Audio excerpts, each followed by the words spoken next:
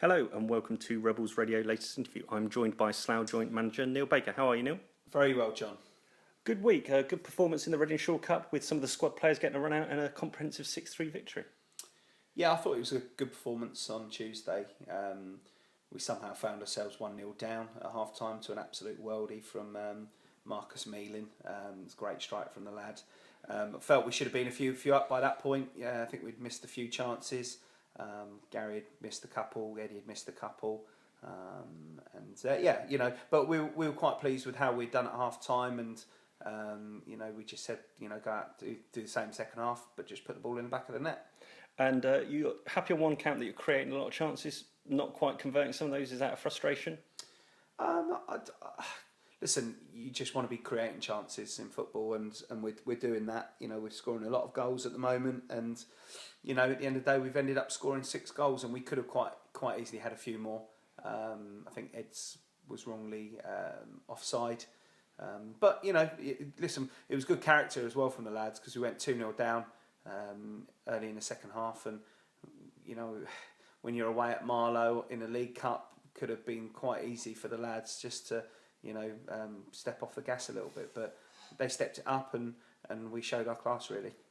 Did any of the kind of squad players really impress? That some of those that sometimes don't get game time? Well, I think everyone done well. We said before the game that those lads who hadn't played so much recently needed to go and put in a performance. Thought obviously Nathan's been injured, but I thought Nathan did very well. Thought Ryan Hope did very well as well. Obviously he scored 2 goals. Justin, every time he's played, he's been solid. Gary, love Gary. He's got a great attitude. He works so hard, and he's improving all the time. He gets goals.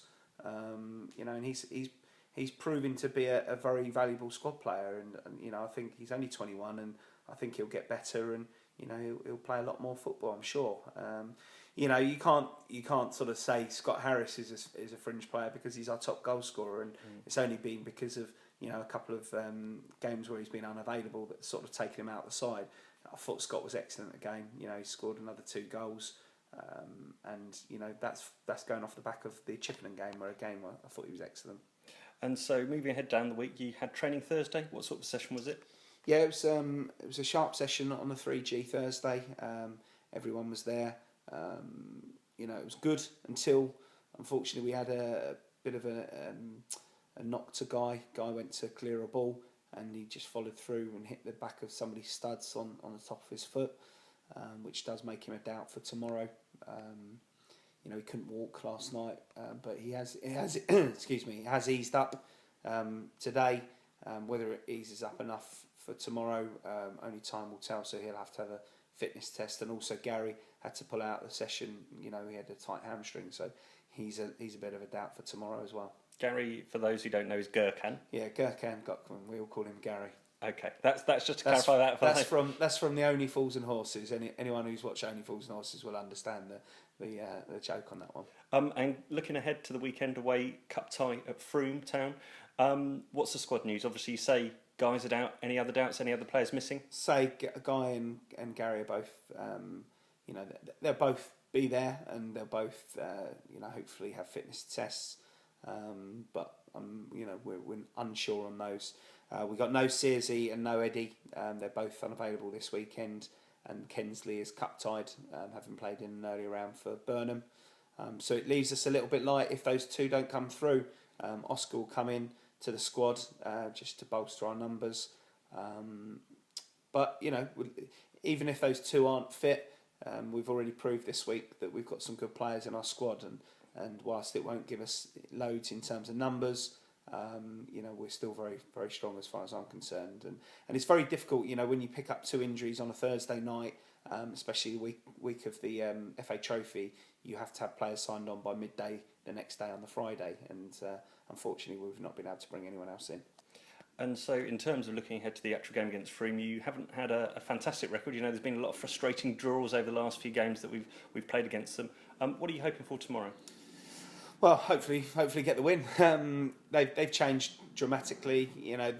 Obviously a new manager come in from who was at Poulton last year, did a very good job at Poulton. Had some very good players there, and and they ended up the season as one of the form sides. So I know he's brought on a few over to Frome.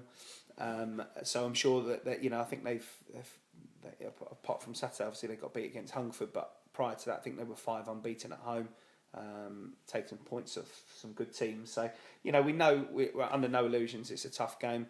Our away record hasn't been as good this season. We're looking to try and improve on that, and the main thing is trying to get in the hat for the next round. Excellent. Well, thanks ever so much for your time, Neil. Look forward to tomorrow and hopefully a good positive result and be in the hat on Monday. And thank you for your time. Cheers. Thanks.